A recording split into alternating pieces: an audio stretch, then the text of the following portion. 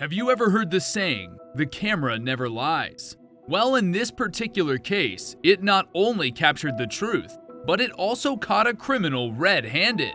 Today, we'll be taking a look at a dumb suspect who forgot he was on camera and ended up confessing to a crime he committed. It highlights the power of surveillance technology in solving murder cases. This is one story you won't want to miss, so keep watching to see how it all unfolds. One such case is that of Chris Watts, a father and husband accused of killing his entire family. His defense fell apart after footage from the cameras caught him in the act. Chris, who had bought a house with his wife in 2013, decided in 2018 that he wanted to leave his family and pursue a relationship with another woman named Nicole. After weeks of arguing, things came to a head on August 13th of that year. The argument resulted in the strangling of Shannon Lang, Chris's wife, and the smothering of his daughters, who were then hidden in oil drums in an attempt to conceal the crime. Despite the unsettling incident earlier in the day, Chris proceeded with the rest of his schedule as if nothing had occurred. However, soon after, a friend reported his family missing, and they were presumed dead. In an effort to appear shocked and in disbelief, Chris made public appearances and granted interviews to news channels, pleading for his family's safe return. Shanann, Bella, Celeste, if you're out there, just come back. I need to see everybody again. This house is not complete without anybody here. Subsequently, Chris found himself subjected to a lengthy interrogation that lasted for a grueling 8 hours, following his failure of a basic polygraph test while in police custody. Despite persistently reiterating his innocence and asserting that he had no clue about the whereabouts of the missing individuals, Chris underwent several rounds of questioning and underwent additional polygraph assessments. It was only after enduring hours of interviews that he eventually requested to communicate with his father, which ultimately led to a critical error on his part. She heard him? Yeah. And well, no, I heard like a little commotion upstairs, but I didn't think anything of it. Mm-hmm. And then we went back upstairs and she was there. I could see like she was about choking her, or did she kill him? Never. They both from with that. I freaked out when she hit me. Like married and something, or it is. Not nice. That's what I feel horror about their freaking oil tank. God. Chris forgot that he was being filmed and wrongly assumed that he could say anything he wanted because the detectives weren't present in the room. However, this assumption proved to be false, as he was recorded confessing to his father and was subsequently arrested by the detectives. His punishment was a sentence of 5 consecutive life terms. In cases where criminals forget about the cameras, it's not always a direct confession that police find.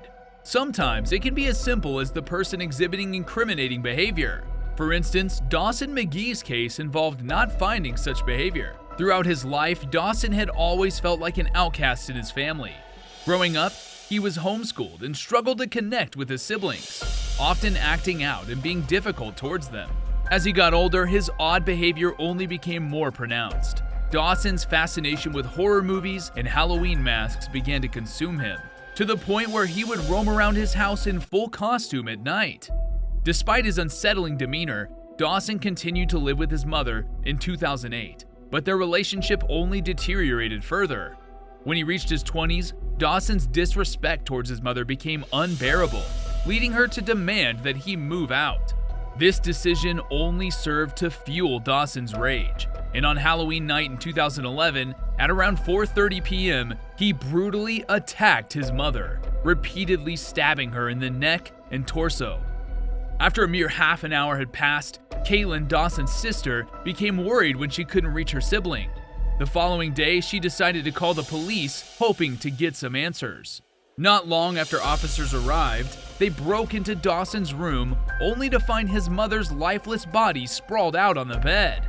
Dawson himself didn't take long to become the prime suspect, as he was apprehended the next day clad in a jacket stained with his mother's blood.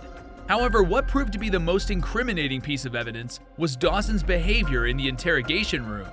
Apparently, He thought that acting bizarre and unhinged would be enough to convince the police that he was insane. Unfortunately for him, this turned out to be his biggest mistake.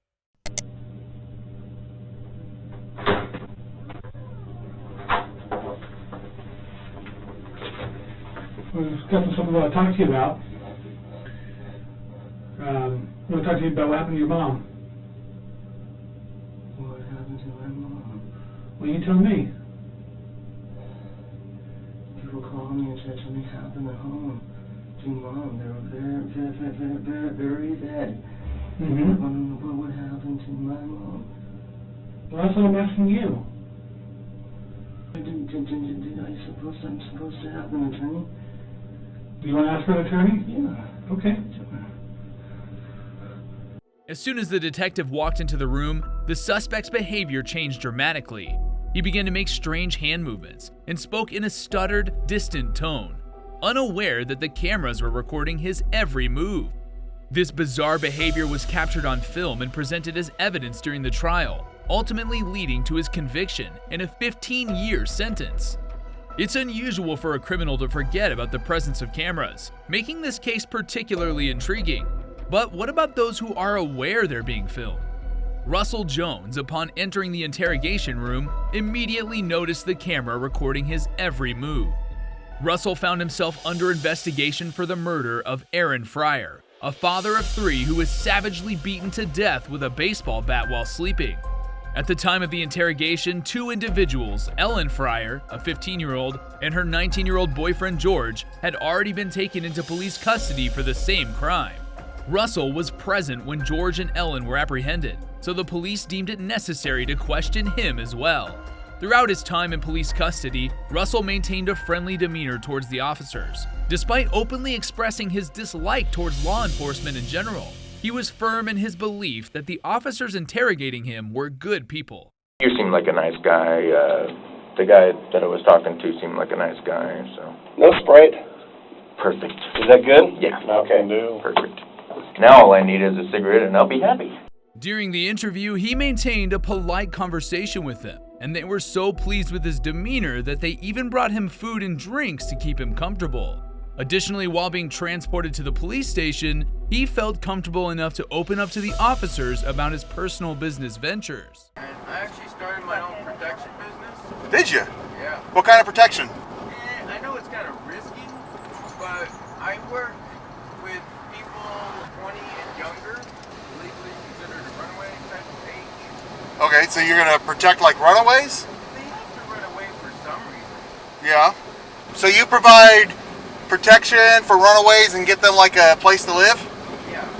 As soon as Russell was left alone with the camera during the police interrogation, his behavior took an abrupt turn.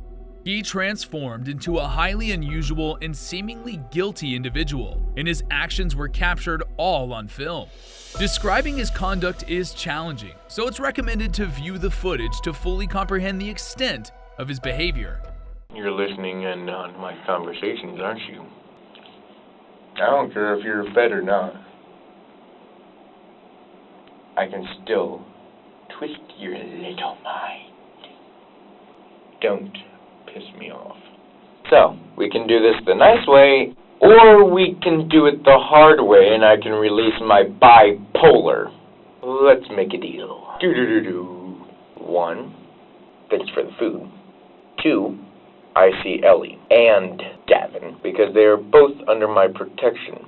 3, before you release Ellie to her parents, or parent, do a background check as well as a drug test. And if you find out that her mom is in fact doing drugs, you are to release her to me. But if you're one of those 2-timing, donut-eating piece of crap that don't like rules, a high school bully with a badge, I'm sorry, buddy, but I eat high school bullies for breakfast. While Russell's self-conversations are amusing, he starts disclosing details about the case when he's alone. Gavin and Ellie are to be released to me because the assault her father did the morning of the incident. Defending a female. And I know everything that I'm saying is being recorded, and I'm doing it on purpose. After the incident, the police seem to have quickly convicted him. However, because of the oddness of his actions captured in the footage, it took some time for them to decide if Russell could be classified as legally insane. Finally, a decision was made, and he was given a sentence of 15 to 18 years in prison.